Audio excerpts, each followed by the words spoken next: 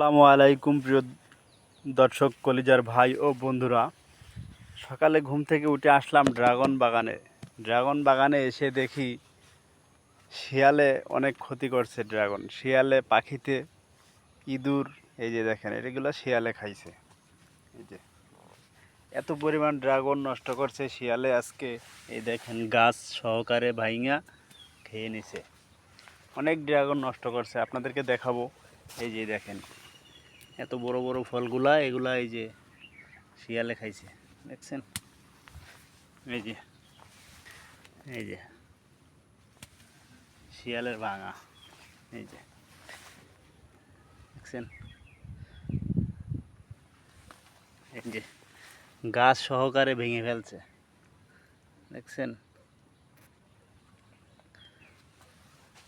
কি পরিমাণে শিয়ালে আজকে ড্রাগন ক্ষতি করছে। এই যে দেখেন গাছ সহকারে এই যে কামড়াইয়ে থুয়ে দিছে, গাছ ডাল সহ ভেঙে ফেলছে। এই যে এই যে দেখেন কাঁচা কাঁচা ড্রাগনগুলা ভেঙে খেয়ে ফেলছে।